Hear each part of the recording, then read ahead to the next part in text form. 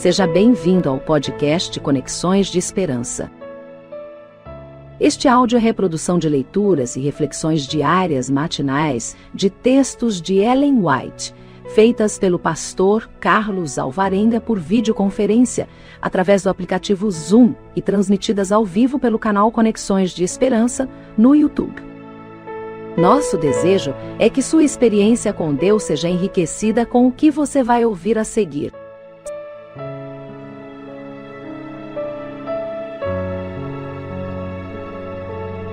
Hoje, as nossas considerações estão baseadas no capítulo 18 do livro Atos dos Apóstolos.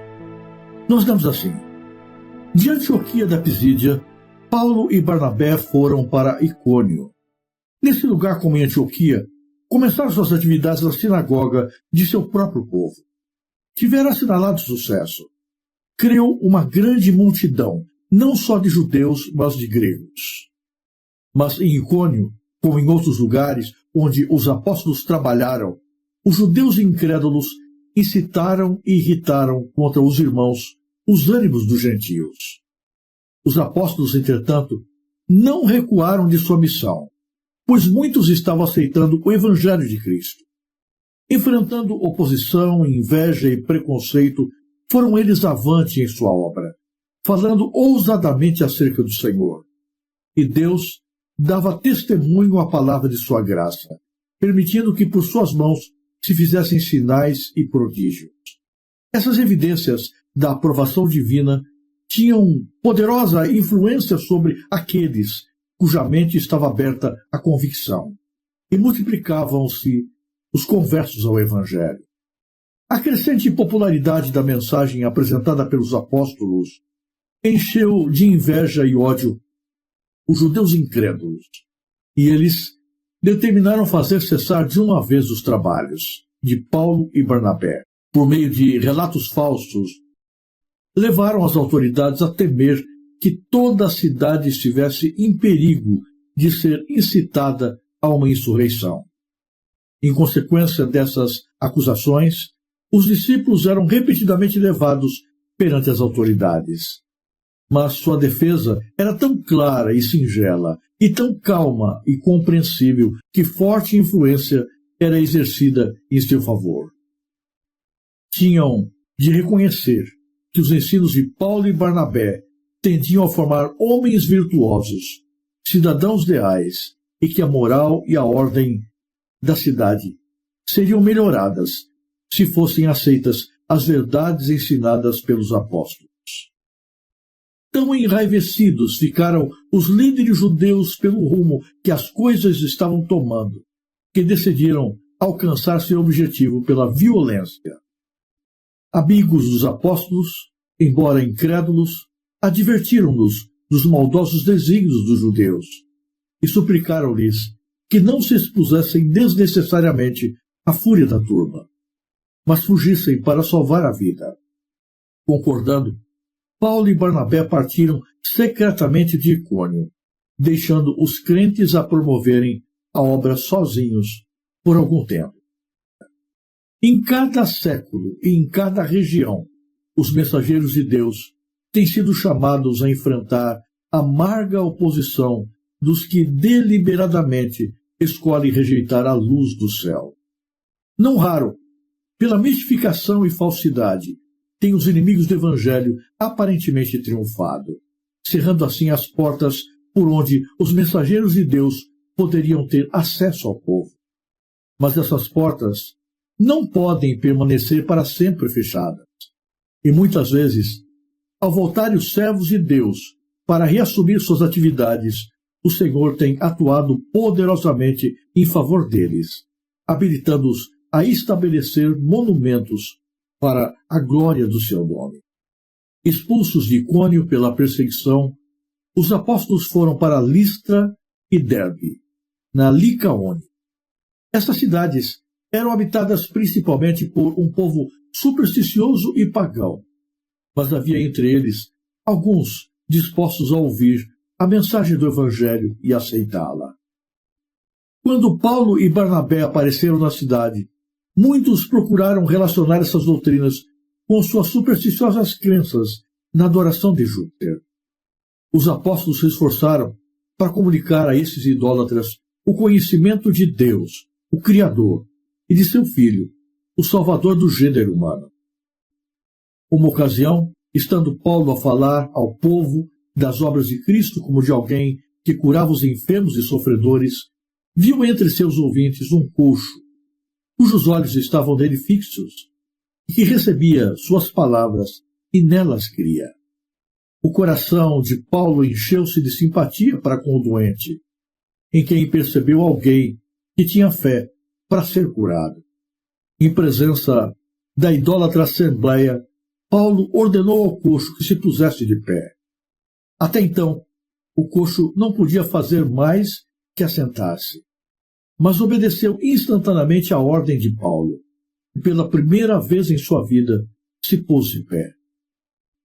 E as multidões, vendo o que Paulo fizera, levantaram a sua voz, dizendo em língua icônica: fizeram-se os deuses semelhantes aos homens, e desceram até nós. Essa afirmação estava em harmonia com a sua tradição de que os deuses ocasionalmente visitavam a terra. Barnabé foi chamado Júpiter, o pai dos deuses, por causa de sua venerável aparência, sua digna compostura e a suavidade e benevolência expressas em seu semblante. Paulo, queriam eles ser Mercúrio, porque este era o que falava, fervoroso, ativo e eloquente em palavras de advertência e exortação. Os listrianos, ansiosos de mostrar a sua gratidão, apelaram ao sacerdote de Júpiter para honrar os apóstolos. E ele, trazendo para a entrada da porta touros e grinaldas, queriam com a multidão sacrificar-lhes. Paulo e Barnabé, que se haviam retirado para repouso, não foram advertidos desses preparativos. Logo, porém, sua atenção foi despertada pelo som da música e brados entusiásticos de uma grande multidão que se aproximava da casa onde estavam hospedados. Quando os apóstolos se certificaram da causa da visita e do motivo de tal agitação, rasgaram seus vestidos e saltaram para o meio da multidão, na esperança de evitar novas demonstrações. Clamando com voz que se sobrepunha às vivas do povo, Paulo captou-lhes a atenção e, cessando subitamente o tumulto, disse: varões, por que fazeis essas coisas? Nós também somos homens como vós, sujeitos às mesmas paixões, e vos anunciamos que vos convertais dessas vaidades ao Deus vivo, que fez o céu e a terra e o mar, e tudo quanto há neles.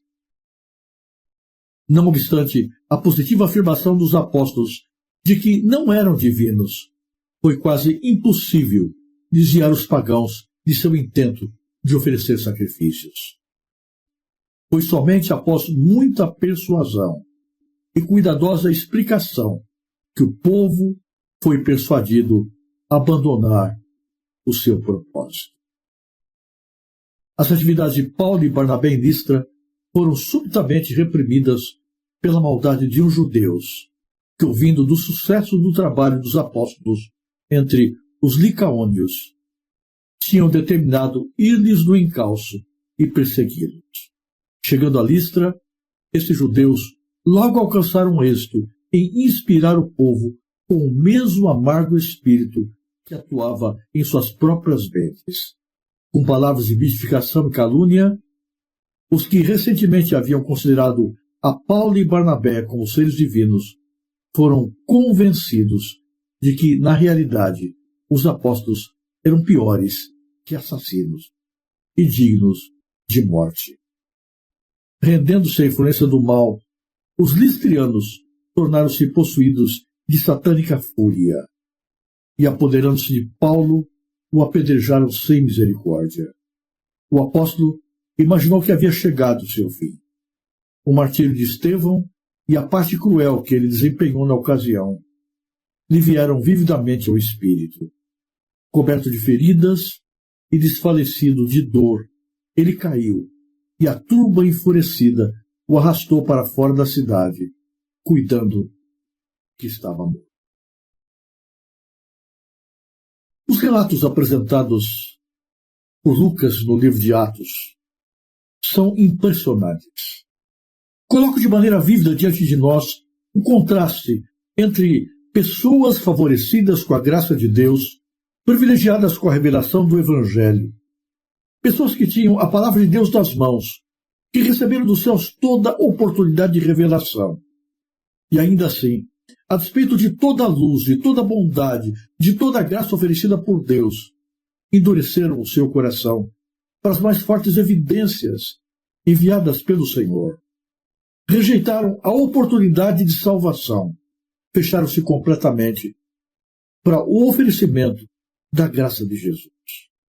Por outro lado, nós vemos o contraste daqueles pagãos que não tiveram a oportunidade de ter a Bíblia nas mãos, que não puderam ouvir os ensinos dos profetas, que não conheciam a revelação, mas que, a despeito de toda essa ignorância, procuravam adorar o Deus da forma que conheciam, embora numa concepção completamente errada e distorcida.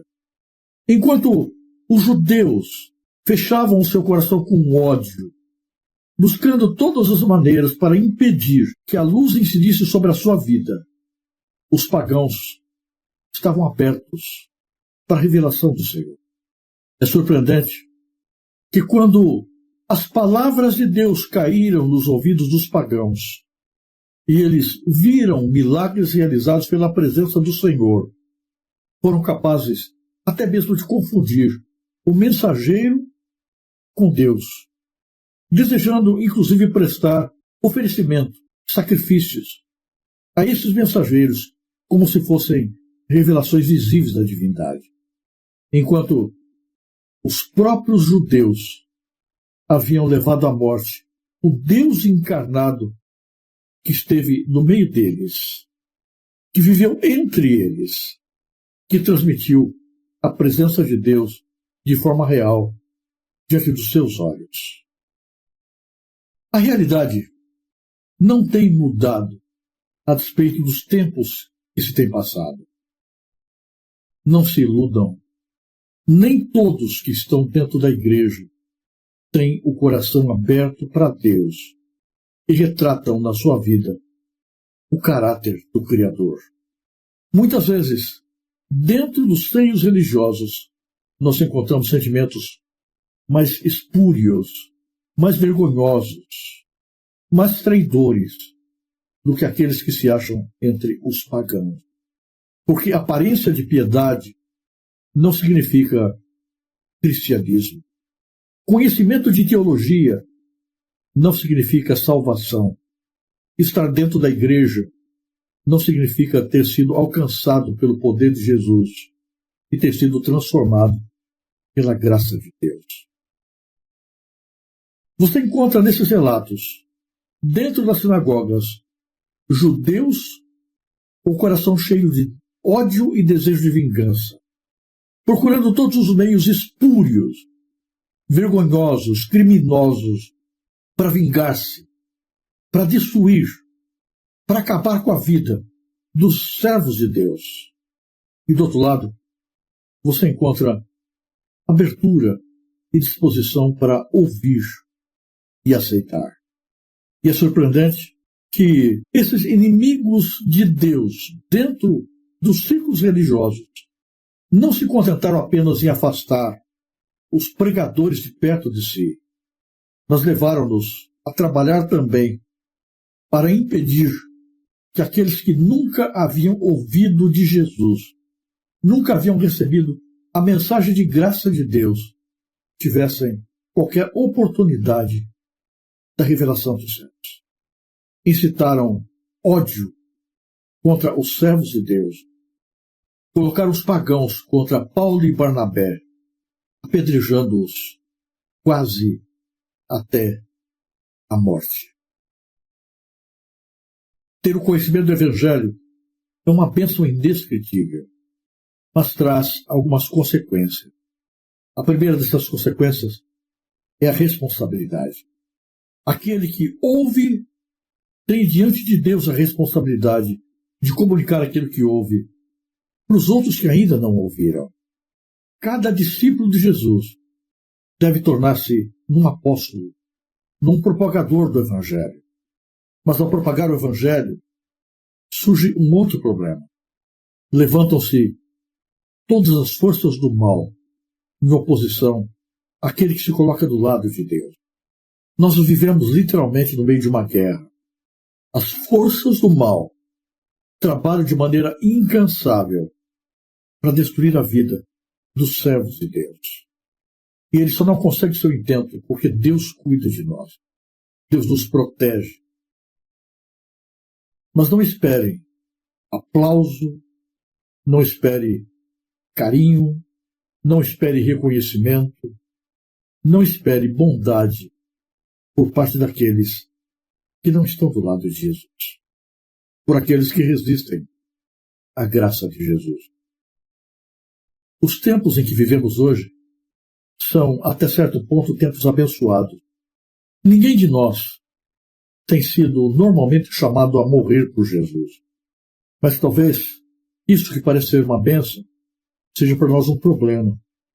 Porque se nós não temos sido chamados a morrer por Jesus, é porque muitas vezes nós não temos conseguido viver por Ele e testemunhar dele da maneira como deveríamos fazer. Ser cristão, além de bênção, é uma responsabilidade. E aquele que assume o nome de cristão tem que estar disposto a viver e, se preciso for, morrer por Jesus, sabendo que no mundo onde Cristo foi maltratado, onde Cristo foi crucificado, onde Cristo foi injuriado, nós não podemos esperar um tratamento diferente daquele que ele recebeu. Não se entristeça se a vida parece difícil aqui, se os relacionamentos parecem complicados, se você sofre oposição por causa da sua fé. Na verdade, isso é esperado. Mas graças a Deus, esta vida aqui é transitória. Em breve, Jesus voltará e renovará todas as coisas. Então, Deus recompensará a cada um por sua fidelidade. Que o seu coração esteja sempre aberto à revelação de Deus. Não se endureça, assim como os judeus se endureceram.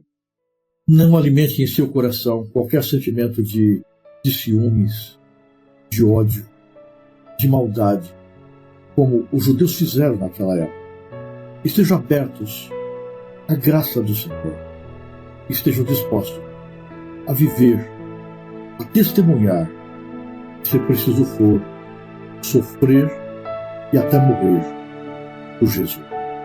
Que a graça de Deus desse dia abraça a todos nós com carinho.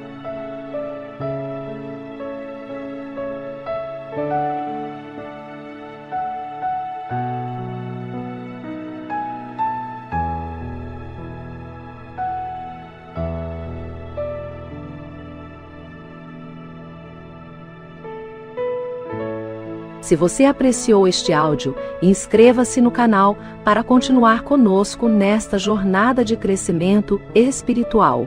E se puder, não se esqueça de compartilhar com outras pessoas.